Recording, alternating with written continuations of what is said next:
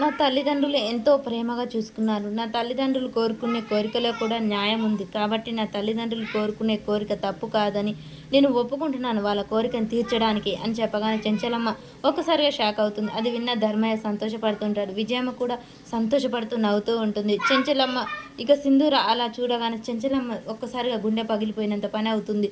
చూడండి, కన్న తల్లిదండ్రులు ఎంతో ప్రేమగా చూసుకుంటారు పిల్లల్ని, ఎంతో ప్రాణంగా ప్రేమిస్తారు. అంతకు మించిన ప్రేమని ప్రాణాన్ని పిల్లలే అని అనుకుంటారు. సర్వస్వం అదే అని అనుకుంటారు. కాబట్టి నా తల్లిదండ్రుల కోరికలో న్యాయం ఉంది అని నేను అనుకుంటున్నాను. అలాగే మరి నా మెట్టినింటికి కోడలుగా వెళ్ళాను. ఆ అత్తింటి పరువు మర్యాదలు కూడా కాపాడాల్సిన బాధ్యత నాదే. కాబట్టి నా అత్తమ్మ నా తల్లిదండ్రులు ప్రేమ మాత్రమే చూసుకున్నారు, కానీ నా అత్తమ్మ ప్రాణంగా చూసుకుంది. తన ప్రాణం విలవిలలాడేలా చూసుకుంది నన్ను.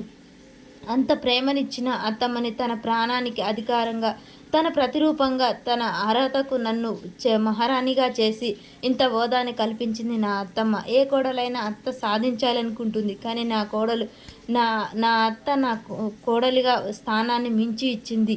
ఒక కోడలి ప్రేమ ఏ కోడలికి దక్కని ప్రేమ నాకు ఇచ్చింది మా అత్తమ్మ. మా అత్తమ్మ ప్రేమకు ఈ లోకంలో ఎవ్వరు సాటురారు. నా కన్న తల్లిదండ్రుల ప్రేమను కూడా మరిపించి మురిపించింది. నా కాలికి ముళ్ళు దిగితే నా అత్తమ్మ కంటికి సూది కుచ్చుకున్నంత ప్రాణం విలవిలలాడింది నా అత్తమ్మ. అంత గొప్ప ప్రేమ నా అత్తది.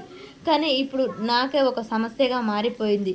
ఇటు కన్నవాళ్ళది నిర్ణయమా, లేకుంటే ఇటు అత్తమ్మది ప్రాణమా అనేది సమస్యగా మారింది. ఈ రెండింటికి నిర్ణయాలు తీసుకోవాల్సిన రోజు నా ముందుకు వచ్చింది. కాబట్టి నేను ఇప్పుడు నా తీర్పు అనేది చెప్పాలి. నేను ఇటు నా తల్లిదండ్రుల ప్రేమకు న్యాయం చేస్తే నా అత్తమ్మకు అవమానించినట్టు అవుతుంది, నా అత్తకు న్యాయం చేస్తే మా తల్లిదండ్రులకు అవమానించినట్టు అయింది. కాబట్టి ఈ ఊరి పెద్దగా నేను తీర్పు చెప్పాలి, ఖచ్చితంగా చెప్తాను. కానీ అన్నిటికంటే ముందు ఒక నిర్ణయం తీసుకోవాలి.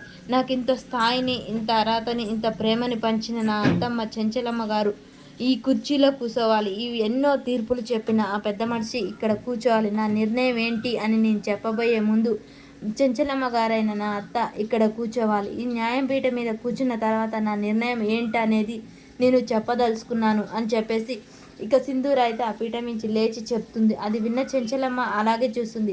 ఇక ఊళ్ళో వాళ్ళందరికీ అర్థం కాదు అసలు ఏం జరుగుతుంది, ఈ అమ్మాయి ఎవరికి న్యాయం చేస్తుంది, ఎవరికి ఏం తీర్పు చెప్పబోతుంది అని అందరు అలాగే చూస్తూ ఉంటారు. ఇక సింధూర మరి వాళ్ళ అత్తని అక్కడ ధర్మపీఠం మీద కూర్చోబెట్టి చెంచలమ్మనే తీర్పు చెప్పమంటుందా, లేకుంటే ఇద్దరికి న్యాయం జరిగేలా మీరే ఏ నిర్ణయం తీసుకుంటారు అని ఇద్దరిని కల్పిస్తుందా, అసలు ఏం జరుగుతుంది అనేది మనకు నెక్స్ట్ వీడియోలో తెలుస్తుంది.